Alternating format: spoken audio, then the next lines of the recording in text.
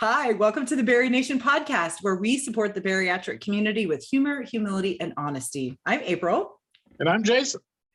And today we have the pleasure of welcoming back one of our favorite humans on the planet, Miss Mabel from Beyond the Sleeve Academy. Yay! Oh, girl, you truly are. You are one of my favorite humans ever. Every single time we talk to you, you leave our brains broken in the best possible way because you are so insightful about this bariatric journey. When we decided that we were going to focus on self-love in the month of February, we knew we had to invite you to come on this podcast because you are a champion of self-love. Thank you so much. And you approach everything from that like hard hitting real perspective, right? I'm going to slap you with a 2x4 because you need to hear this, but it's so powerful. And I am looking at the show notes, so I already know what you are going to say, but I can tell you it's probably something that none of us have ever really heard before when it comes to self-love, right? The title of this episode is The Growing Pains of Self-Love. Yep. Get ready, people. We're going to talk about the growing pains. It is hard. It is. I mean, Jason, it is. I mean, Jason, can you honestly say that you love yourself right now in this moment? Not completely, no. I second that. Mabel, what about you? Do you completely love yourself? Some days I do, some days I don't, but it's what you're thinking about it. And that's what we're going to talk about today. Oh my God. Okay. I am so excited. Before we jump into the conversation, I want to let our listeners and our watchers know we're going to mix things up a little bit today. We have had some amazing voicemails come in to people who follow Berry Nation on Instagram. So the podcast, or they watch us on YouTube, and they've left us some voice message comments where they are sharing some tips and tricks with us about their own self-love journey. So listen to the very, very end of this podcast episode to hear these amazing women share kind of little bits of their own self-love journey. It's extremely powerful. We're so thankful for those messages. And I think that you're really going to get something out of that. And I just want to let everybody know too, you can call in, you can leave us a voice message. It doesn't have to be tied to any podcast episode. It could be a question that you have. It could be something you're thinking or wondering, or something you're struggling with. It could be something you want to celebrate along your bariatric journey. All you have to do is head to our podcast homepage, which is www.anchor.fm/BerryNation, or you can go to the link in our Instagram bio and you just head right there. There's a little button that says leave a voice message. It's amazing. We would love to hear from you because we really want to start incorporating more of our own voices into this podcast, right? Community is treatment, and speaking our mind on something that we are living through is such a powerful tool that we can use to kind of move throughout our journey. So I just want to let you guys know, let's listen to the end. Okay. That's awesome. Oh, I'm so excited. I mean, I've listened to them probably 5 times at this point, and I'm like, oh my gosh, we are so smart. People, you are so smart. We are so smart. People in this community are just brilliant. My Weight Watchers coach, when I was a Weight Watcher, he would leave every single meeting or coach or whatever they call them now, right? Session. He would say, apart we're smart, but together we're brilliant. And I was like, oh my God, it is so true for the bariatric community. It is.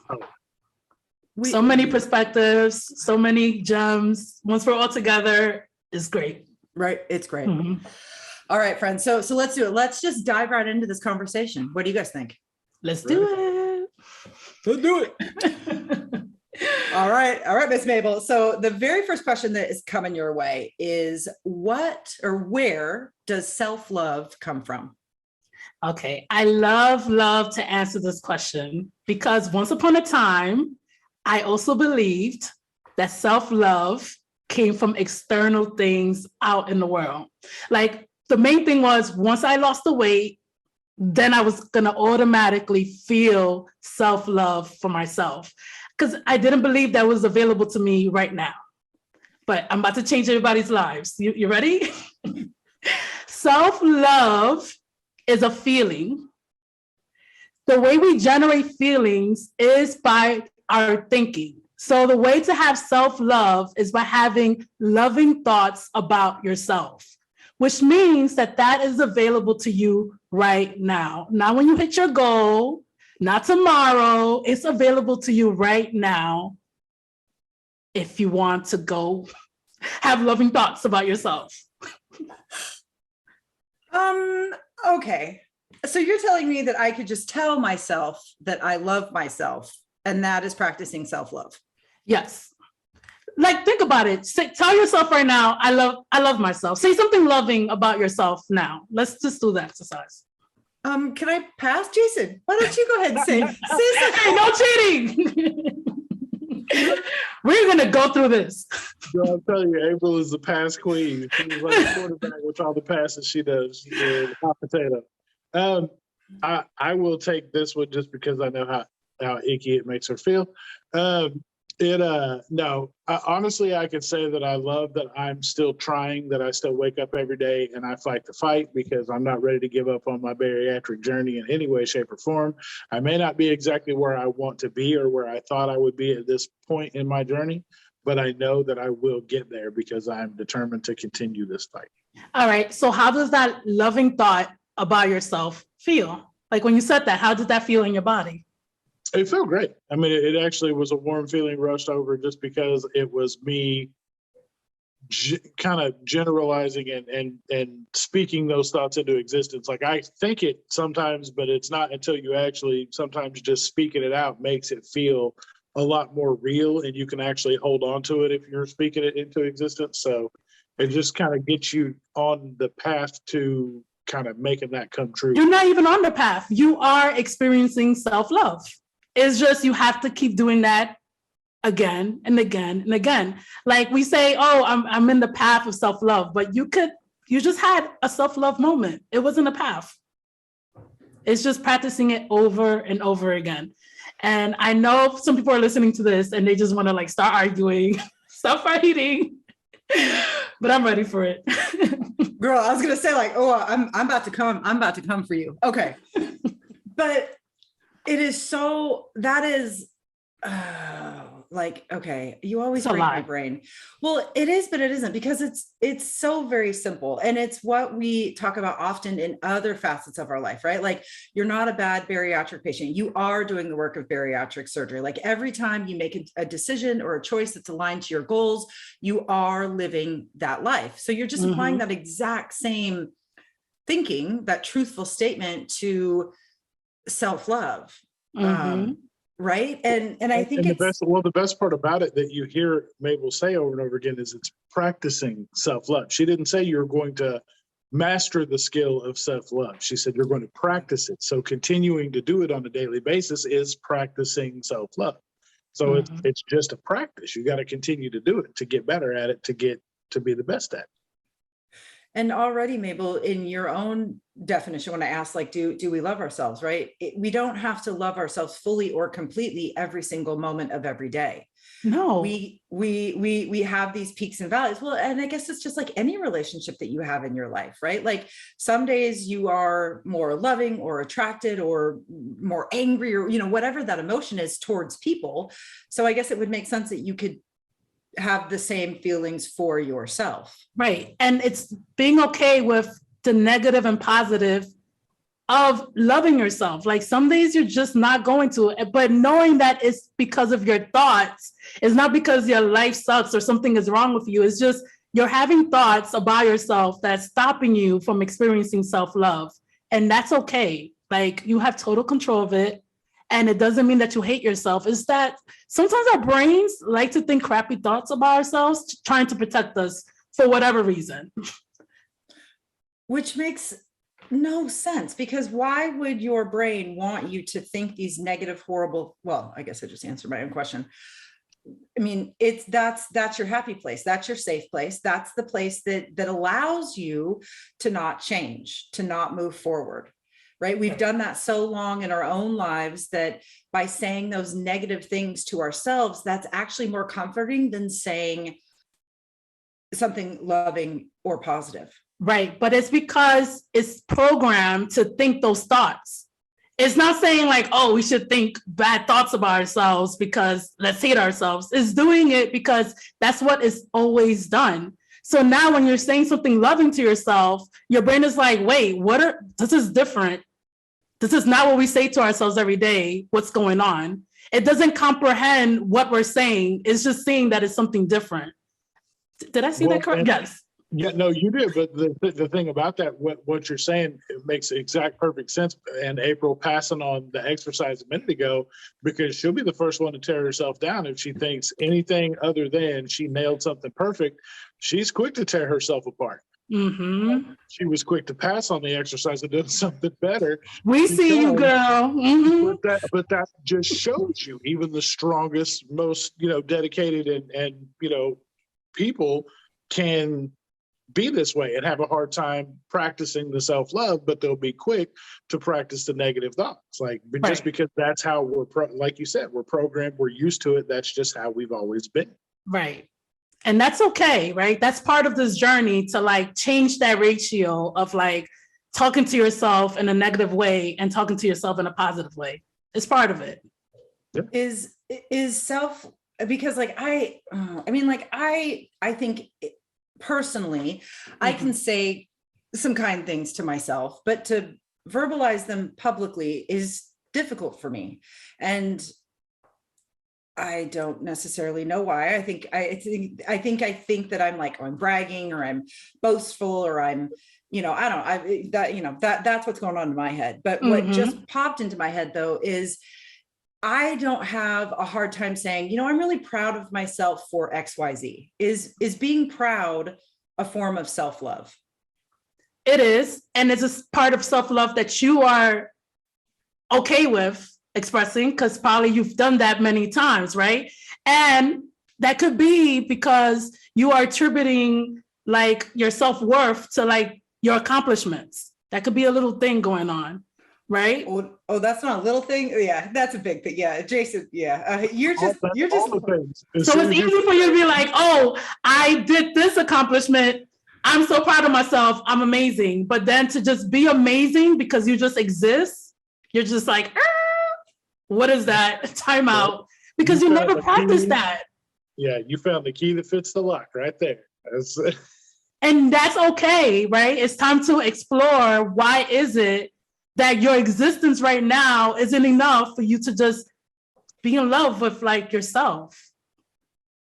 I hate you both so much right now. I hate you so much right now. Get the napkins, people. Tell us how that makes you feel. Just lay down on the couch back there. We'll talk all about it. Yeah, just go lay down on the couch. Let's talk. No, let's not. But that's totally okay. And I know that a lot of viewers right now are just thinking the same thing. I had to go through it as well. I feel like I'm a little bit better. I'm way better at it. I'm not gonna lie. But in the beginning, there was a point where I was sorry. I used to look at the ground. I didn't make eye contact with people. There was a moment where I thought I couldn't make eye contact with people, and I would look in the ground and walk. It was crazy. I didn't think I was worthy of looking at people in the face to talk to them. This levels this thing, and it's okay. Well, there's another side. It's kind of like what we talk about with practicing and celebrating the small wins. Get the one thing, the easy win out of the way that you can nail. So for April to start, hers is being proud of accomplishments. So that's her beginning. And once she gets really good at speaking those things into existence, she can move on to a next step, which can further the journey for her. It's the same thing with myself and other people out there that may be the same way. I know my wife is goal driven like April is, as far as accomplishments and professional accomplishments and things like that.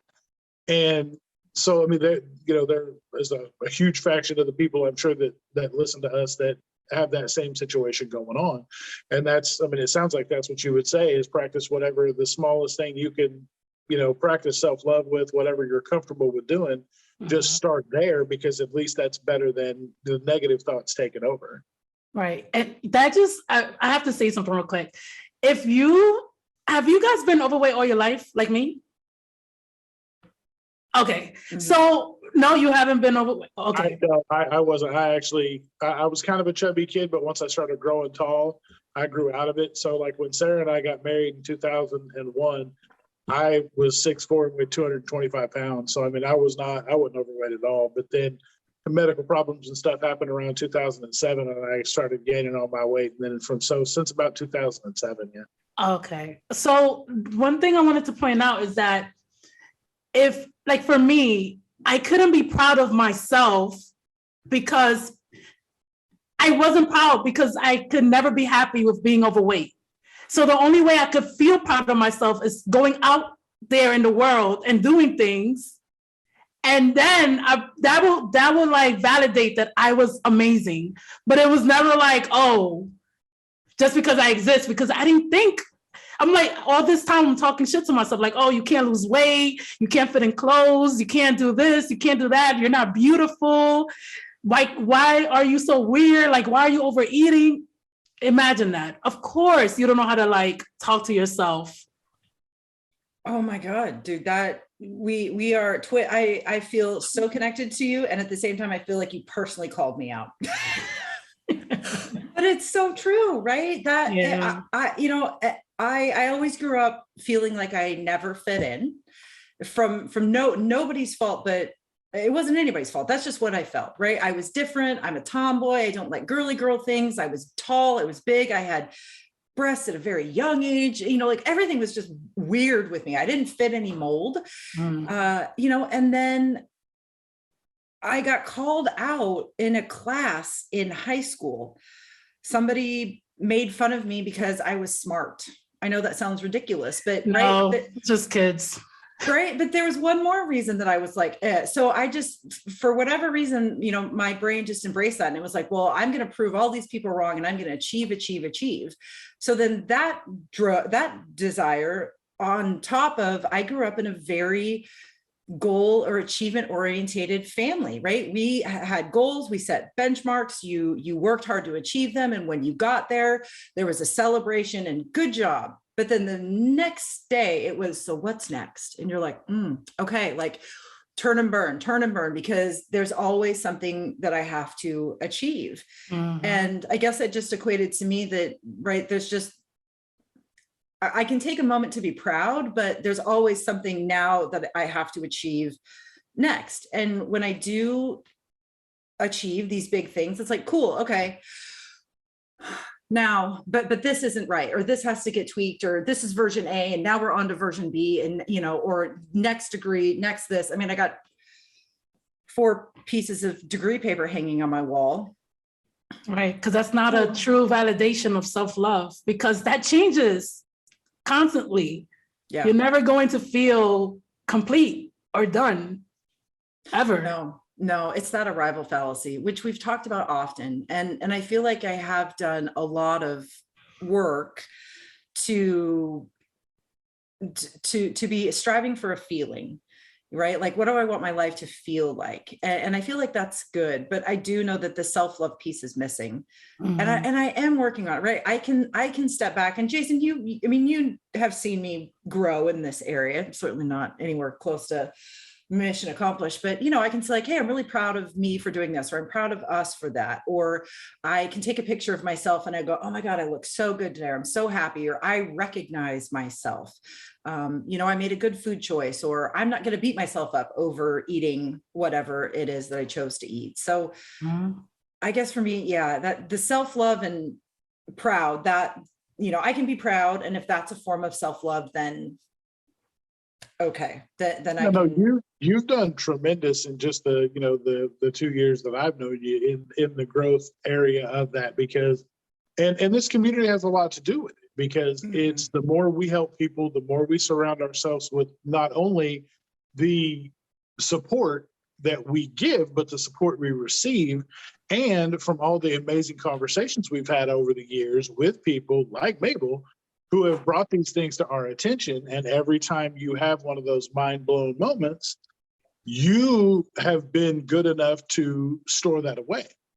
Like, not only do you take crazy amounts of notes, like this is a lecture class, but on top of that, you retain a lot of it and you use that. Like when you talk about to other people about building a toolbox, you're only speaking from experience because you're doing exactly what you're telling people to do, which is another reason why you connect so well with everybody in our community, because you're bringing your experience to them and telling them this is how you can get past doing, whatever it is you're doing, because this is how I did it.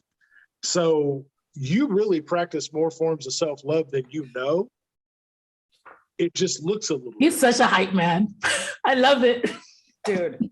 Well, and that, what also popped into my brain is like, when I'm struggling, I used to keep that in, right? That was just like, nope, I never struggle. This is fine. Everything's fine when like the world is burning behind me.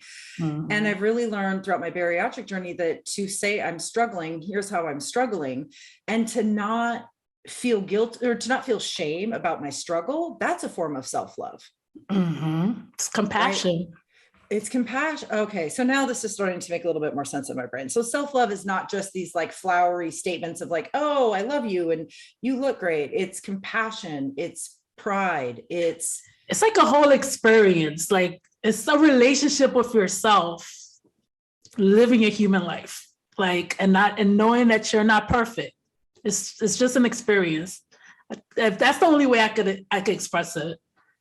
Well, but actually you label it as a relationship makes a lot of sense, because it takes, just like any relationship, it takes nurturing. You got to make it grow. You got to tend to it like a garden. Like there's things you can do to keep this, a fruitful relationship, even if it is just with yourself. And that comes with things like positive statements and really, taking care to, think about yourself as a person, external person almost, like you would someone that you're in a relationship with. You need the care, the love, the compassion. You need, these mental health days and things that we love to take so much. That's not just so we can, not go to work one day and get a pedicure and whatever else. It's legitimate time for you to get away, remove yourself from, because your body knows, like, hey, shit's about to go bad. Like if I keep going the way I'm going, we're going to shut down. And I know that if I keep, I can't keep going this way. So let me take a step back. That's, you're doing that for yourself. So you're practicing that in the, in the same vein. So there's lots of different ways you can go about nurturing that relationship that are only going to help, even if it doesn't look the same to every single person, because it's not going to, just like your house, just like your relationship with your spouse isn't going to. Right. And learning how to do that through the different life circumstances that are going to come your way, which is going to be always a different obstacle. Even while you're evolving, when things happen in our human experience, when bad things happen, learning to love yourself, even when everything is burning down, and having your own back. It's a practice. And that is, that is hard to do. That is really hard to do. And yeah, it feels almost impossible at times, which is why, like, I mean, the more that we talk, I'm just like, oh my God, like this, it really is painful, right? I mean, like just in the 15 minutes we've been talking, I'm like, oh my God, I've already been uncomfortable. I don't know how many times I've already been like, nope, I'm not doing this. Like nope, bolting. I'm not going to answer this. But, this is where my work lies, right? This is your growth. This is, yeah. Yes. And growth is uncomfortable and it's painful and it's icky and it doesn't feel good. But that's where the growth happens. You put the work, and you've put the work in so many other places that you're going to end up putting the work in here too. And it's going to work for you in the best way. It's just going to take some time, because this is unfamiliar territory for you in a lot of ways. And unfamiliar, like vibrations in your body, the feelings that you feel, you want to run away from it. They're just vibrations right now. Being uncomfortable because you're safe right now, right? Nothing's really going on. It's just the vibrations. That is what's making you feel uncomfortable, like what you feel in your body. Yeah, no, it is definitely uncomfortable. This is not my happy place. I mean, I love you, Mabel. This is not my happy place. These emotions, like I really operated still to this day. I do not have feelings. I do not have tear ducts. I am a robot. Like I am a Terminator sent, but from the future to support the bariatric community. It's right. But it's painful. But I do know that the work that I'm avoiding is exactly the work that I need to do. So you have shown some light on that. And it's interesting because I thought that I had a good understanding of what self-love is and how I practice it in my own life. Clearly I do not, right? There are some big areas there, not insurmountable, but Mm-hmm. But I guarantee you're not the only one. I'm sure you're talking to a very large faction of people that feel the exact same way. Mm-hmm. And them getting to witness you in an uncomfortable state now, but also seeing the growth that's going to come from this is also going to help them to know that it's not unsurmountable for them as well. Right. And normalizing it, like normalizing this growing pain in every area of our journey, especially self-love, because we're thinking, oh, I feel horrible that I'm trying to love myself. Something is wrong with me. No, it's exactly what you're supposed to be feeling because you're stepping into somebody else. You're evolving, you're growing. This is great pain. It's like working out and getting toned up and getting a muscle, and you have to feel pain. This is it. Yeah. It's a beautiful pain. I just She's like, what are you talking about? For all of you that normally listen only, I implore you to watch the YouTube playback of this just to watch April crawl out of her skin, probably for the first 30 minutes of this podcast, if not longer than that, because this is the best. It's the best worst thing ever. This is so fun. Oh, good. Yeah, fun. So fun, friends. So fun. But I've been, you guys know, I've worked with a therapist for years now. I started working with Rodolfo, and he's really been on me about my limiting beliefs. And I know that this self-love blockage is linked to those limited beliefs, right? There's a lot of reasons that this self-love journey has growing pains, and limiting beliefs is one of them, because we get this thought in our head of like, I can't, or I'm not, or I won't, and there's really no reason for that. So overcoming that belief, really acknowledging like, is that really true? Like, what is an actual true statement, right? That's hard to do. And that's also painful. Mm-hmm. Yes. So Mabel, what are some other reasons that getting to this place of self-love is so painful? One of the things that I like to talk about is when you start the journey of self-love and you start changing things and trying to align yourself to this person who loves themselves, then you're going to have people outside of you who's going to see these changes, and they're going to feel something. They're going to perceive your actions in a way.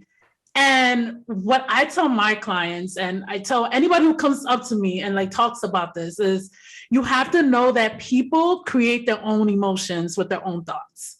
Like, you loving yourself is not scarcity for anybody. Like, everybody could equally love themselves. Everybody could feel the love within themselves. And just because you love yourself, it doesn't lessen anybody's self-love or whatever they're feeling. Like, you can't make other people feel uncomfortable because you love yourself. And that stops a lot of people from like stepping into who they want to be, because they think that they're going to make others feel bad because they're not in that journey. But that's not your problem. That sounds bad, but it's true. It's really none of your business. And the more love you have for yourself, the more it spreads. And then people feel comfortable to love themselves as well, because they're like, oh, this is available to me too. Like, you're inspiring other people to love themselves. So that's one of the things. I think let's process this. Well, oh God, my What brain. happened? Go talk to me. It's what I envisioned in my brain is that I instantly worried about like, well, if so let's say that my life is multiple beakers and they're filled up with different liquids, right, at different levels. Mm-hmm. And if I took all of these beakers and I poured them into one giant one, that's going to equal my life, right?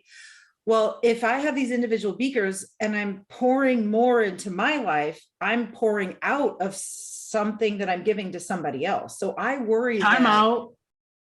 Is that true? Or is this a limited belief? It's awful coming back to bite you in the ass. Is You're this not a even here. fact? Or is this So- something that you're thinking? Yeah, basically you have to think about when you are proud of yourself for doing any of the accomplishments that you've done in your life, did you feel like you shorted anybody else's love or feelings for you by saying, I did really good by nailing that last degree that I got? Did you feel like anybody else was like, well, shit, now I can't love you because you loved yourself. Now there's no room for me. Like, son of a bitch. Like, I don't think it really goes down like that, but I hate you both.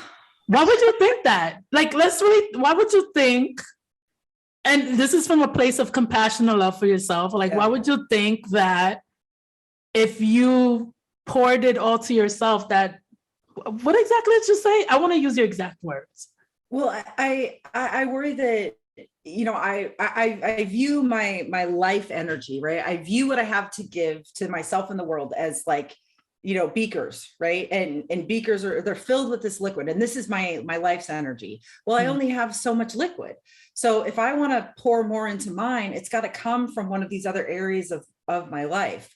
And I don't want to take away from anybody else's life. I don't want to, you know, diminish what I don't want to take value away from their lives, because in my brain, I think, well, if I take something, if I want to add value to my life, I don't have any extra. So I have to take from, it's just that it's, but you called it energy, right? You said your life's energy in these, in the beakers.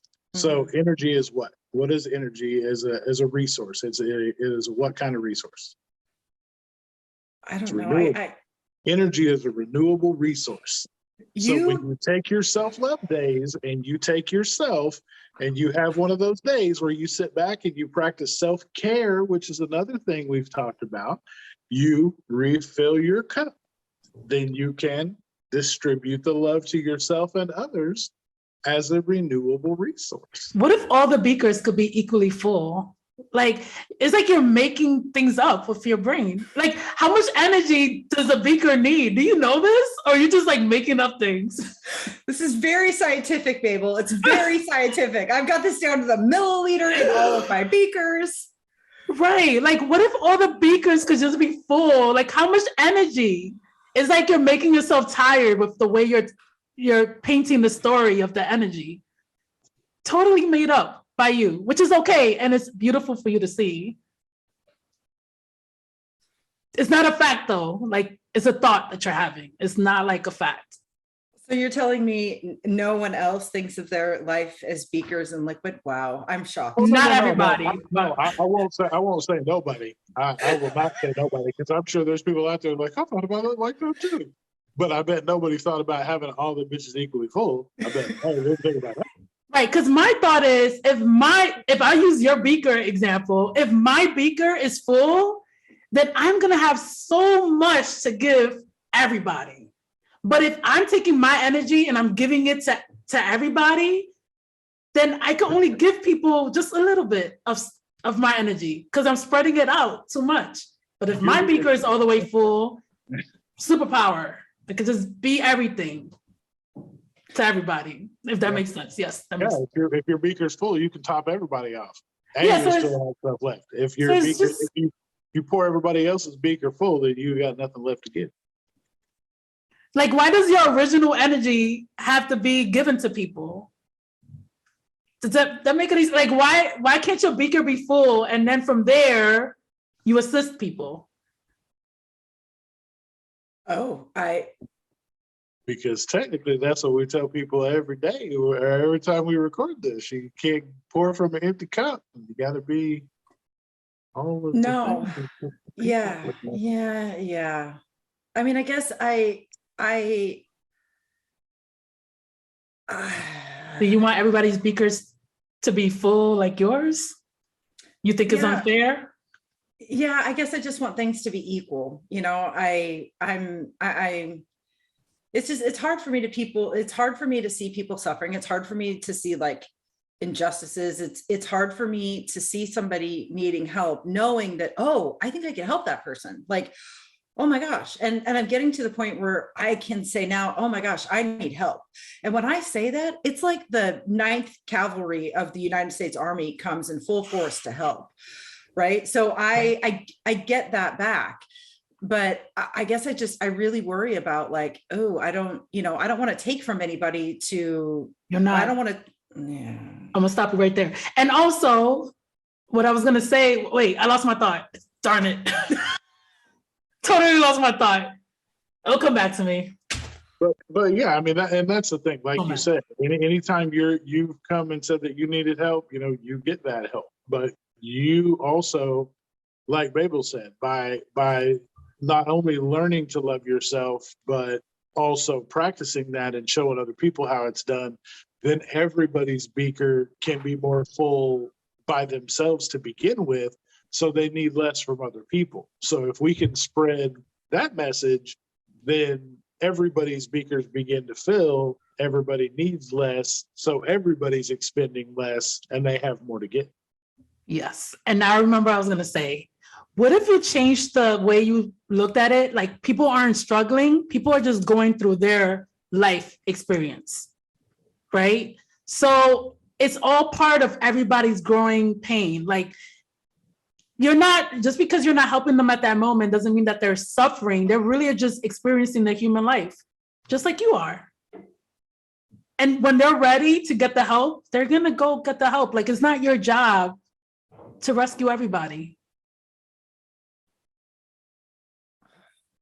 April was like, what are you talking about? I want to be super. Like, but wait. Like, time out. What is this? I did not sign up for this. Not computing. No, Struggling to process. It is not your job. I do acknowledge that. I do acknowledge that. I've gotten really good at when people come at me and they want me to hold their own baggage, I'm real quick to be like, oh, actually, that's not mine. That is yours. I'm going to let you handle your own baggage because that's not mine. Right. Yeah. But I just, I think part of who I am at my soul, it's why I became a teacher. It's tied up with a lot of things, right? Like I want to help. I want to be of help. I want to be of service. I want to be a force for good in the world. And I can see now how that could be a little bit detrimental to my own, because if I really do have that limiting belief of, well, if I practice self-love or if I fill my own cup, I'm taking away from my ability to help others. That sentence sounds icky. Like it'll bring, what type of feeling would that bring for you? Like, yeah, it's probably constant anxiety and worry. And it's probably why I haven't slept in 15 years. And yeah, I mean, instead of saying, when I take care of myself, when I show people what self-love is, like that's the way I'm helping people. Like you are inspiring people to be in self-love by being in self-love yourself. That's also a way that you could help people, be an example, which you are. I'm not saying you're not an example. We're just talking about this little area of your life. Oh yeah, no, yeah. Good Lord. We treat baggage around here like the airport. Don't leave your bags unattended because we don't play that game around here. We don't carry anybody else's bags. You can't touch it. Just like at the airport. Nope. Well, and I can also see why this would be super uncomfortable, because if you commit to like making these changes and then all of a sudden people are like, what are you doing? Like, oh, you think that you're all that in a bag of chips, right? Then all of a sudden she lost 10 pounds. Now she thinks she's on top of the world now. Look how she treats us. Right. Well, so he doesn't have time for us. That's the problem, is because we get as heavier people, we put ourselves in a role where we allow others to, as April said, they're taking from our beaker without us even knowing it. They're siphoning our energy and they want to keep us in a certain area of the friend zone because that's where we belong.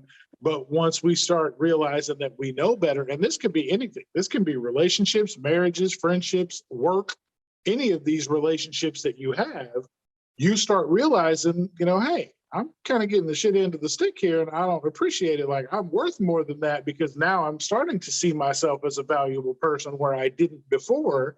You then start to speak up about it. And then people want to be like, oh, you've changed. I don't like the way you're coming at me now. Everything's been fine so far, like you never had a problem before. No, you're right, I didn't, but I also didn't have any self-worth. I didn't place enough value on myself to know I deserved better, but now I do, so there needs to be some change. I mean, these are tough discussions you're going to have, but like we always say, tough discussions, they're hard, like they're tough discussions for a reason, but they don't kill you. All they do is serve to make you better. You had to have a tough discussion to have the surgery to begin with to get where you are now. So having these other tough discussions aren't going to do anything but better your life for the situation. Is it going to be hard? Yep. Is it going to suck? Is your circle going to get a little smaller? Maybe.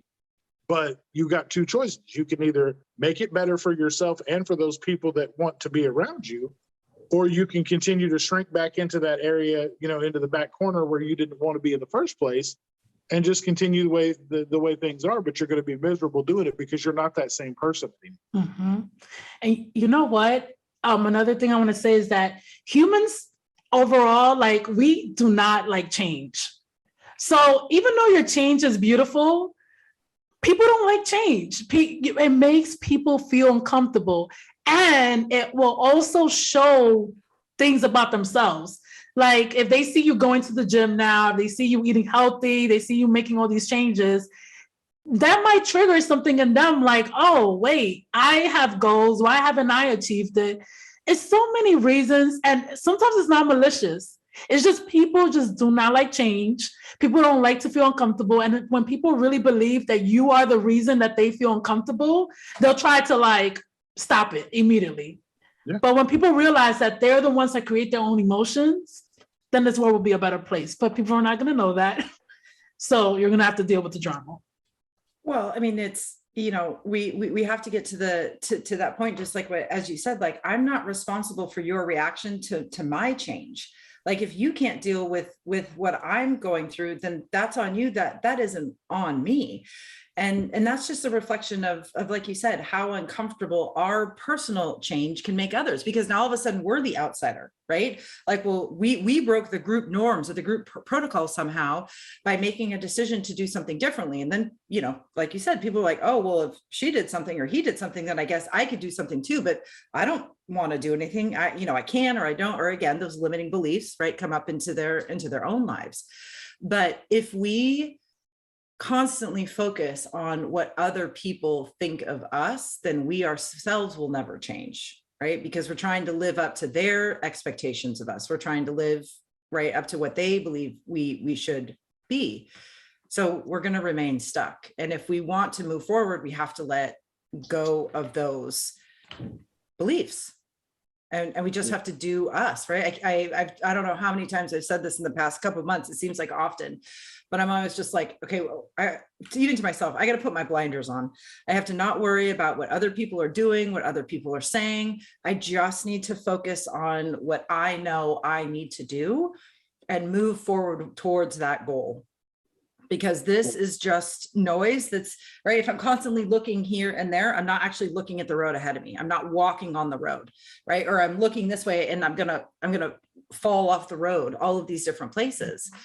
And I just for so long in my life, I felt like, the yo-yo diets and all of the things that I tried to live at a healthy weight was me having this goal of like living at a happy, healthy weight, but then I would get distracted, right? I'm always going like this. What can I do? What can I do? What can I do? Instead of just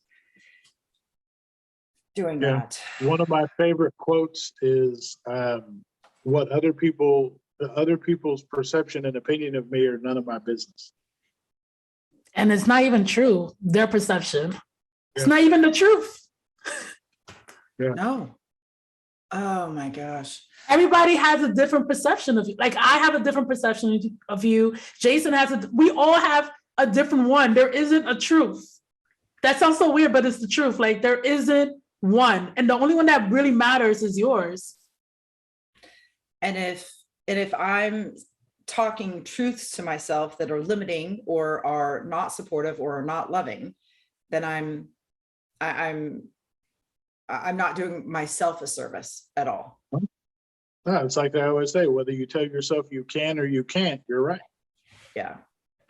And how boring to live your life under other people's, like, what other people are gonna think. Like, this is like your video game. I love the video game analogy. I don't care. I would say, but this is like your video game. Like, you get to play the game of your life. Do whatever the hell you want to do, right? It doesn't matter what other people have to say. It doesn't matter what other people think about how you're playing your game. Because at the end of all of this, like, it doesn't matter what other people think. When your game is over, it's over, and it doesn't matter. It really doesn't. And I think I always, like, when I'm about to do something that I think people are going to judge me for, or they're going to think I'm weird, I think about that. Like, when my game is over, it's not going to matter that whoever thought I was being weird or whatever, their opinions are not going to matter. Like, all I could do, I don't know if we get a summary after this game of life, but all I'm going to think about is that I played my game my way. That's all that's going to matter. Oh my God. Yeah. How annoying would that be if you get to the afterlife and you look back and you go, like, oh my God, what a waste. Right? Like, I knew the game should have been played this way, but I was playing it how Grandpa Bob told me to, and his way was totally wrong. Like, I love it. And the way he's playing his game is totally lame. It's not even the way you want to play. How annoyed would you be? Oh, and you looked at that summary and you weren't even playing your own game. You're just giving the remote control to other people.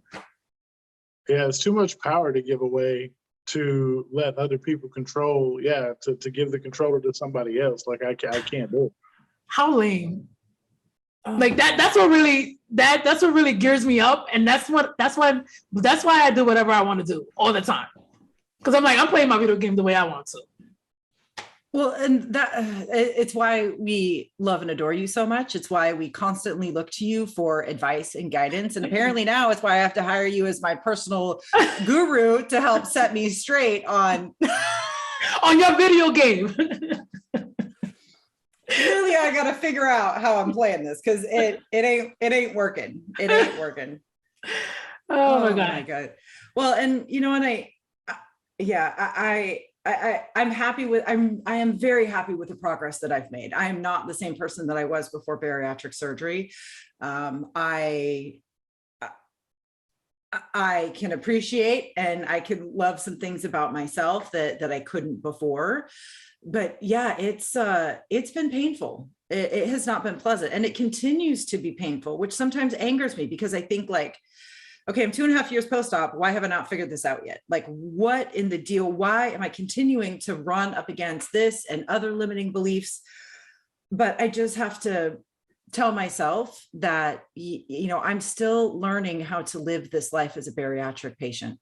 I can't expect to have it figured out in 2.5 years. I mean, my amazing grandparents, my grandpa just turned 91. And I don't even think he would say he's figured it all out yet. And he's been on this planet 91 years.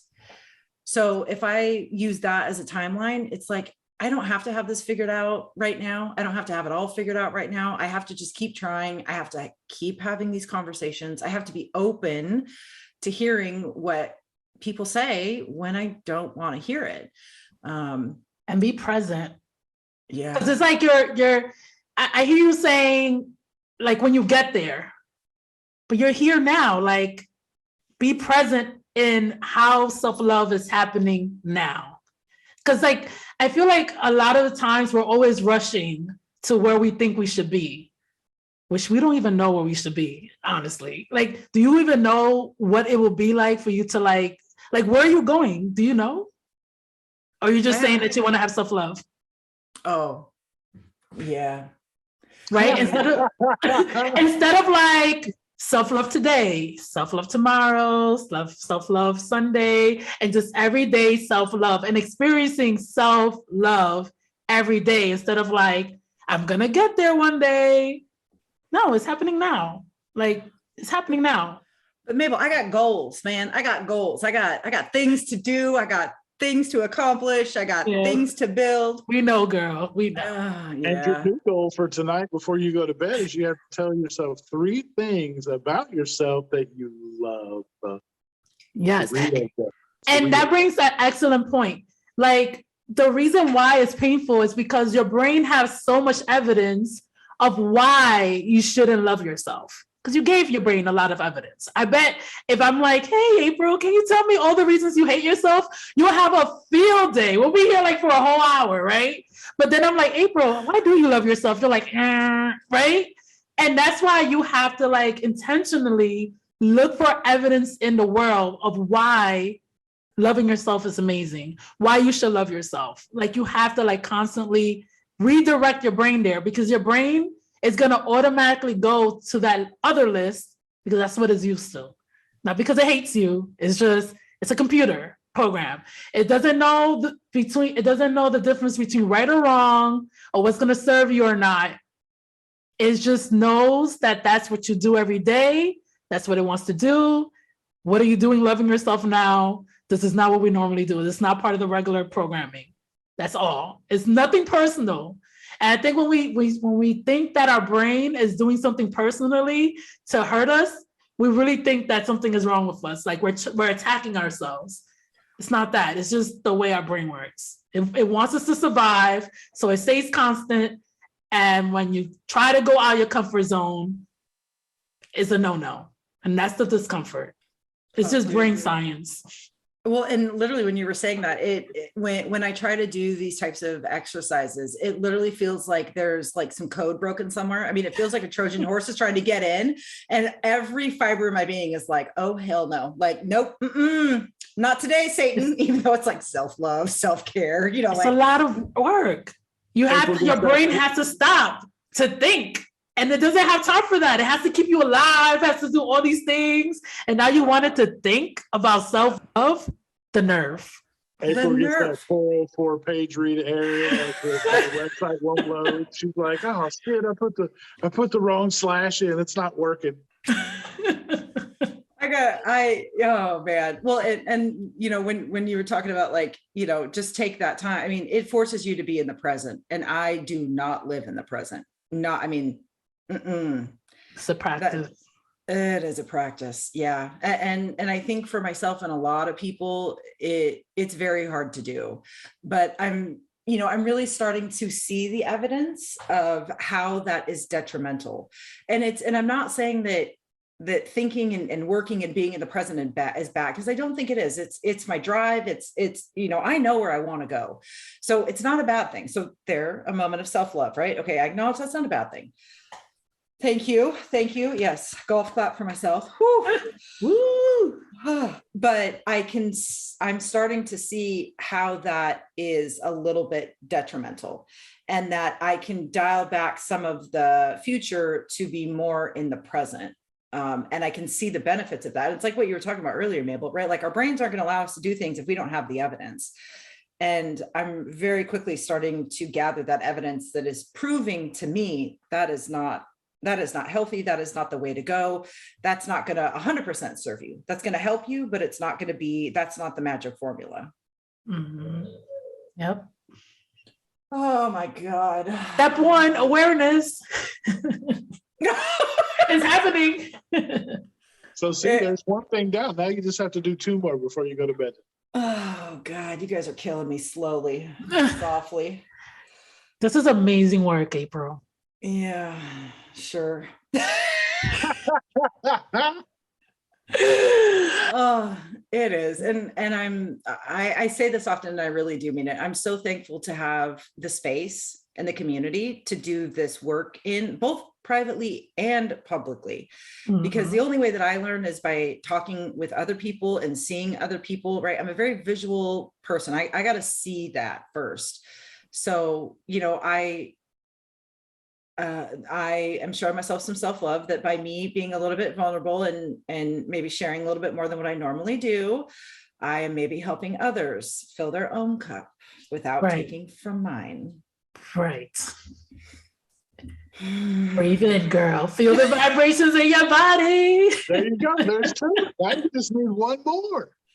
I feel like I want to vomit. Oh. Good. It's working. But the more you do it, the less you're gonna feel like vomiting. It's just gonna feel like a regular vibration in your body. Yeah. It's just new. So you're like in shock. You're like, ooh, you know? Yeah. Oh my God. All right. Mabel, once again, you have thoroughly broken me down to build me back up again. And Jason is just ecstatic to see it in real time. I know. Look at that grin. Mabel, before we kind of wrap up, is there one piece of advice, or is there something you really want to make sure that our listeners or our watchers take away or know from today's episode? Yes. Self-love is available to you right now. The only thing stopping you is your limited beliefs, what you see out in the world, what you think self-love should look like, or when you think self-love should be available to you. That's the only thing stopping you from self-love. And that's the work. It's totally normal that you are struggling with self-love. There's nothing wrong with you. This is part of the journey. And it's not going to feel amazing. It's okay. This is mindset work, people. This is it. All right. If not, I'll keep going. So I'm separate. I'll have like a whole novel. So that's it. Oh, well, Mabel, you are welcome to join us anytime that you would like to continue that novel. Truly your insights and your willingness to share and help others is what makes our community amazing. And you saw it help me tonight. You saw it crack open some things that I was not anticipating getting cracked. I was not here to make an omelet. I was here to lead a podcast, but apparently I got deep in this conversation. I ain't gonna lie. What's new? But that's the whole point, right? We gotta go deep to figure it out. And I think I speak for many of us. We were tired of living the way that we were before surgery because it just didn't work out.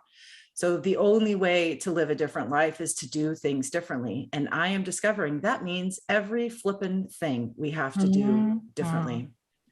And it's exhausting, but I have yet to hit the point where I would rather live my old life again than my new life. Yes. I will choose this new life every single moment, even when Mabel is cracking me open like a freaking egg from the farmer's market. Good Lord. Mabel, well, technically that's your third one for the day, because you couldn't acknowledge living the life that you're living today without acknowledging all the things that you've overcome and gotten to where you are now. Oh, well, there you go. So you're telling me I'm a high achiever because I finished my assignment before class ended. Gold star. That's it. There you go. Now I feel better. Achieved. That's 4. So that's 4 before you go. See? Oh, man. Oh, goodness gracious. Mabel, my friend, where can people find you? Where can they connect with you? And please take some time. Tell us about the Beyond the Sleep Academy. Okay, so you can find me on Instagram at Beyond the Sleep Academy. I have a membership program where I teach women how to stop overeating and over desiring food by coaching them every week and cleaning up their amazing brain so they could go out there in the world and achieve their goals. That was a short little. Well, and clearly you've all seen it work in action. So Mabel is a wizard. She knows what she is doing. You definitely give Mabel a follow on Instagram. Check out her website. Just do all the things. Mabel is a gem. You are a gem, my friend. Thank you so very much for joining us today. We appreciate everything about you. Thank you so much. I appreciate you guys. Well, we're going to do a little housekeeping, and remember, just keep listening for like another minute so you can hear the amazing self-love tips and tricks and aha moments from community members just like you. And do not be afraid to leave us a voice message that we can use in one of our future podcast episodes. 2 pieces of housekeeping for us. Every Sunday, we shout out a member of our community. It's not a Berry Nation like member. It's just a member of our greater Instagram community. We want to celebrate all of the things that you are accomplishing, or we want to celebrate the work that you're doing. Like me, if you're doing the work like me, you have something to celebrate. All you have to do is head to our Instagram homepage, click the link in our bio, and it's called Shout Out Sunday Submission. You upload a picture of yourself, answer a few questions, and Miss Natalie turns it into pure gold on our Instagram feed. And we shout people out every single Sunday. And if you are looking for a little bit more support in the community, I highly recommend that you also check out the Berry Nation membership community. We have support groups that are led by therapists almost every day of the week now. We have live classes that are led by people like Mabel and other experts in our community. It's a safe place to connect, learn, and grow. And you can try it out for 14 days before you make any commitment to staying a member. Just head to berrynation.com to learn more about that. Okay, Jason, you're up. All right. Mabel, we want to thank you again for joining us. As always, your time and your knowledge is valuable. We appreciate you so much. And and if for those of you who want a chance to meet Mabel, you can come if you have not already purchased tickets. She will be in Orlando May 5th through the 8th because Advent Health and Dr. Dovik are putting on a retreat, much like the one brought to you by the Bariatric Society that happened in San Diego. So if you told yourself you wish you would have been there, don't miss out. Get your tickets now because there are still some available. And you can come see us and hang out with us and Mabel and many other of the people that you see and love on Instagram. Yes. Meet your internet friends, people, because I promise you it is a connection that like you've never seen before. And so, yeah, get your tickets on the Society's website. You can also use the code Berry Nation. It does not give you a discount, but it does help support us, and it lets the Bariatric Society and Advent Health know that you want to see, that you're actually coming to the retreat to see Berry Nation. So it helps us out in a way because it lets them know that we're, a featured speaker. So we appreciate that very much. And we also want to just thank you guys because we love the support that we've got from you, the likes, the shares, the subscribes, all the things that you guys are doing to support us. We appreciate that so much. Please continue to do so. And just remember at the end of the day, you've got this, we've got you, and we will see you next time. Awesome. Thanks, you guys. Thank you so much, Mabel. And check out these amazing listener voicemails. I started loving myself after I gave myself permission to not be perfect all of the time. It takes space and grace, as April would say. Hello, Berry Nation. This is Jess from See Jess Shrink on Instagram, and I'm coming over from your post where you asked us to share a little bit about self-love. So for me, I always really struggled with being too hard on myself, with negative self-talk, and for a long time, active self-hate. And just, if you're in that spot, just know that it's okay to not be able to make that jump from hating yourself to loving yourself right away. So what really worked for me was taking baby steps. So I started with noticing and challenging my negative self-talk, asking myself when those negative thoughts popped up, if they were true, and like if my husband or my mom or my best friend would say those same things about me, and just trying to turn those around. And then I focused on neutrality. So instead of expecting that right away I would see things about myself that I loved, I saw things about myself that were decent or just okay. So just take it slow.